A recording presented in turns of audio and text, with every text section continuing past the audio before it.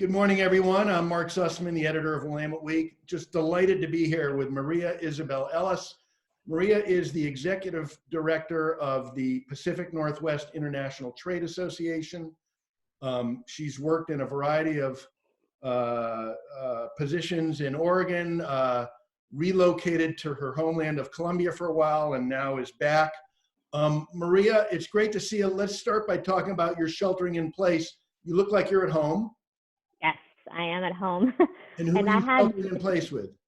I am sheltering in place with my husband, Tony Anderson, who is quite busy. He's an essential worker, director of comms over at the Water Bureau. And are you working at home for the most part? Or are you going into the office? We are both working at home. And you live in Portland?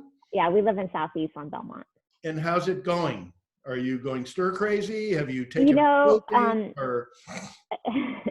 So, I am definitely an introvert. So for me, this has just confirmed my introvertedness and my desire to always be a homebody. My husband, on the other hand, is not an introvert. So I think this is a bit harder for him. Maria, your job is to, I'm going to oversimplify it, but in essence, it's to promote trade between Oregon and the rest of the world and the rest of the world into Oregon. You'll correct me if I'm wrong. It's always been my understanding that Oregon is perhaps more dependent on trade than most states. Is that correct? Absolutely correct. Yeah. One of the reasons that trade is really important and why this work is vital is that, like you mentioned, we are one of the most trade dependent states in the country. We're actually one of only 12, I believe, trade net exporters, meaning we export more than we import an entire nation. And some of the other ones that are in that lineup of net exporters are very natural resource reliant, and we're not. So that's even more remarkable when you think of a state our size. Issue because 88% in Oregon alone, 88% of the firms that are exporting or working in trade are actually small and medium-sized firms. We think of the Nikes, we think of the Intels, which are very important to our economy, but really it's about the small, medium-sized firms, majority of them that are working in trade. So what has happened to trade in the last 45 days in Oregon? Well, it's not just in Oregon. It's hard to pull Oregon out as it's really a global issue. There's no kind of sugarcoating around this. I included this in in my last newsletter earlier this week. But the World Trade Organization came out with its analysis or its forecast for trade, and it's unprecedented, really. They're estimating a 13 to 32% drop in global trade activity. So it's hard to, living in a kind of global society, it's hard to pull out specific pieces of that from Oregon. But what we do know is that, we are highly agricultural, highly and manufacturing, whether that's kind of in high tech or different kinds of spheres. We're manufacturing and we're agriculture really strongly here in Oregon. And manufacturing has been impacted in a really deep way. If you think about it, it was really so unfortunate for trade, particularly that this COVID situation started in China, because China happens to be the manufacturing hub, the value chain hub of the world for the most part.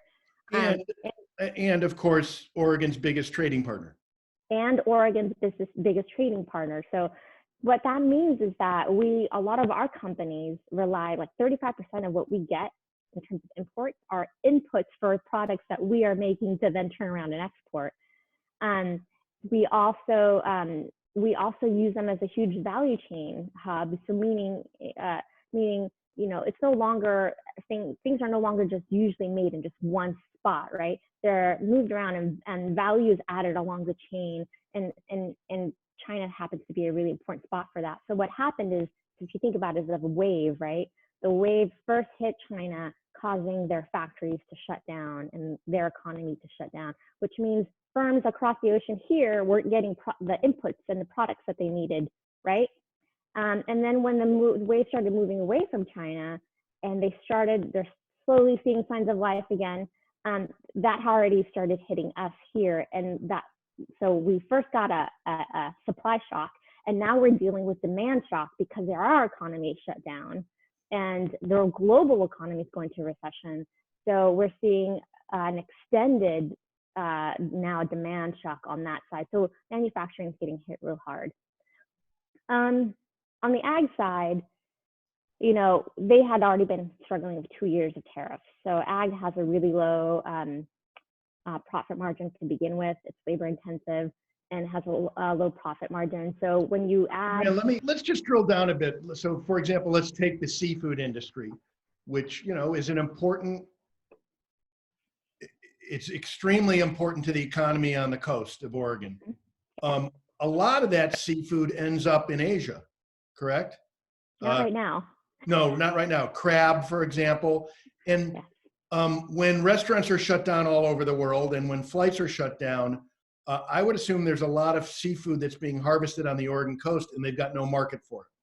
There is no market for that right now. And, the coastal, Astoria particularly, you're thinking about, they're getting really hit hard, not just with the seafood industry that's been decimated because they can no longer export live animals, which is part of what you do with crab and lobster, is that you want that fresh, so you export it live. With that ban in Asia and in China, they can't export.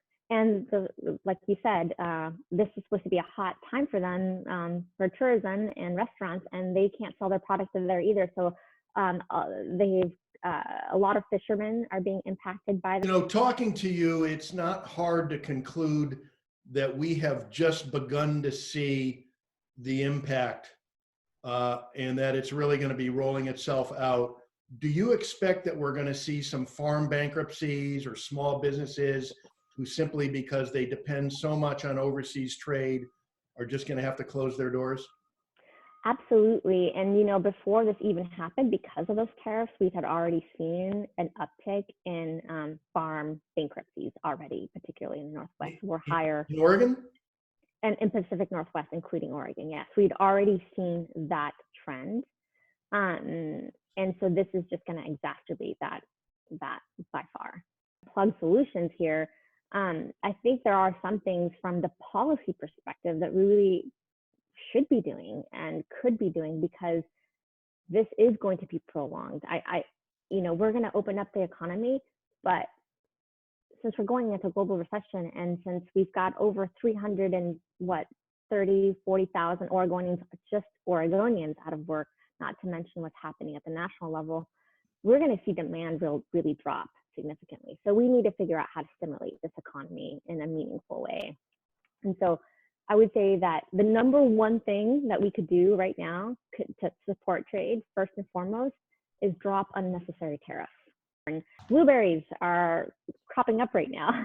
Where our blueberries and cherries, we're entering blueberry and cherry season. Those are really important exports and products for us. And again, in demand in other countries. So if we can't figure out how to contain this and I'm afraid that there won't be